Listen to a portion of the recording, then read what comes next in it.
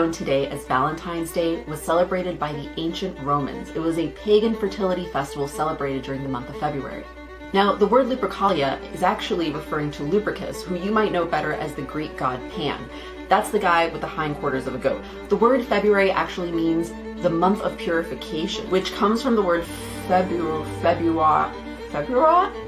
I can read it and I can't say it.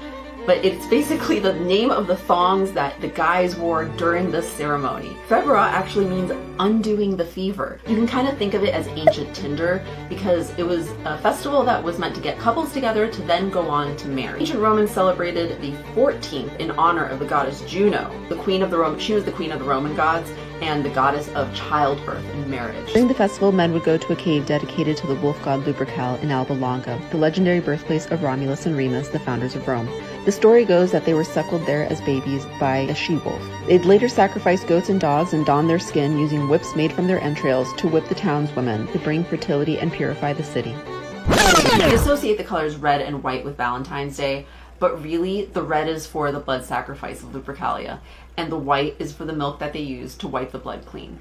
All of this has to do with love. Love? I sort of think it's about sex. In the ritual, they would put their name in a box, and the guy that drew their name would then have to couple up with them for the entirety of the festival. I'm going to circle back to Saint Valentine. Now, what is known about the patron saint of love is that it's all kind of rumor and speculation. There aren't really hard facts about how he came to be. Now, what I do know is that in 496 AD, when Christianity started to gain popularity, Pope Gelasius officially dubbed St. Valentine's Day like a thing. And it was really meant to just root out Lupercalia and all paganism from Rome. It's exactly what the pagans were trying to do to Christianity, is that history is kind of circular in a way. The same things tend to repeat themselves over and over again, and people tend to screw each other over in the same ways with different names.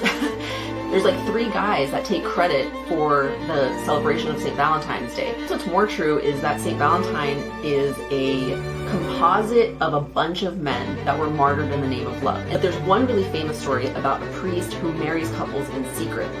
In the story, Emperor Claudius II forbids everyone from getting married in the Roman kingdom.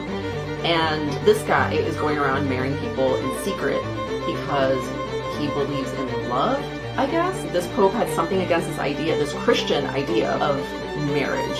However, I thought the whole point of Lupercalia was to get married. Anyway, this guy ends up in jail, ends up falling in love with the servant girl that tends to him, and they pass notes back and forth. And in his very last note before he gets beheaded, he writes, love always your Valentine or whatever. This guy, his skull is still in a basilica somewhere in Rome that you can visit. Which I guess gives him more notoriety than all the other Valentines that are there floating around as likelihoods for where the holiday gets its name.